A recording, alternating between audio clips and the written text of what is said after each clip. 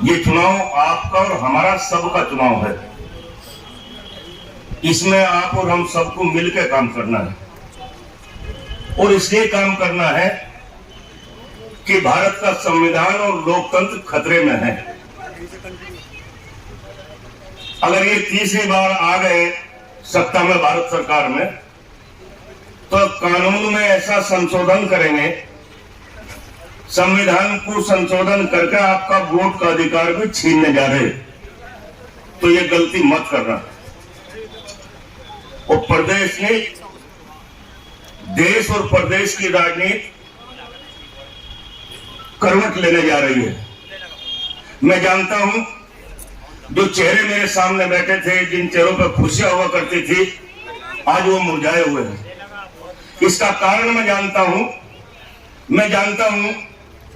कि दिल्ली के राष्ट्रपति भवन की बाई बगल में बने लाल पत्थर के दफ्तर में बैठने वाला प्रधानमंत्री आपके बीच का नहीं है। मैं जानता हूं उत्तर प्रदेश की सत्ता की गद्दी पर बैठने वाला प्रधानमंत्री, मुख्यमंत्री आपके बीच का नहीं है, क्योंकि इन प्रमुख जगहों पर प्रमुख व्यक्ति की कलम देश और प्रदेश की जिस दिशा में दौड़ती है, उसी दिशा में देश और प्रदेश की तकदीर बदलती है। और जब तक वो कलम आपके हाथ में नहीं होगी, इस देश का, समाज का भला नहीं कर सकते आप और हम लोग। साथियों, हमारे नेता को, अखिलेश जी को सीबीआई का नोटिस मिला, क्या इसको बर्दाश्त करेंगे हम लोग? और वो सब आपके, मैं इसलिए कह रहा हूं कि आने वाली 19 तारीख 19 अप्रैल इतिहास लिखने जा रही है। केरला तो जीतेंगे ही, बगल के मुजफ्फरनगर और सहारनपुर भी जीतेंगे, और बागपत भी जीत के कगार पर है। पीडीए का मतलब पिछड़ा, दलित और अल्पसंख्यक। बगल में हमारा प्रदीप सैनी लड़ रहा, दीपक सैनी लड़ रहा बिजनौर से, भाई हरन मलिक जी लड़ रहे हैं मुजफ्फरनगर से, यहाँ इकरा हसन जी लड़ रही है।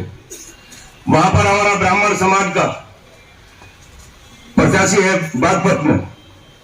कोई सीट ऐसी नहीं है। मैं आपको याद दिला दूं, ये भाजपा मुक्त जिला है।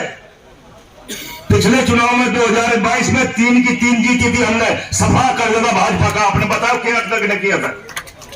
बगल का जिला है मुजफ्फरनगर, हमारा पहले एक ही जिला था। 6 सीट है, 6 में से 5 हमने जीती थी, केवल 1 जीत पाई थी, और इनका उस पर भी खाता नहीं खुलेगा, ये गारंटी के साथ कहते हैं। और असल बात बता दूं मैं, कश्यप, सैनी, प्रजापति, पाल, यही तो बीजेपी थी। अभी हमने इनके नीचे सारे निकाल ली, खोखे रहेगा, खोखा खाली खोखा। इन्हें कभी हैसियत का पता लग जाएगा कि चुनाव कैसा हो। और इस चुनाव में 36 बिरादरी का वोट मिल रहा।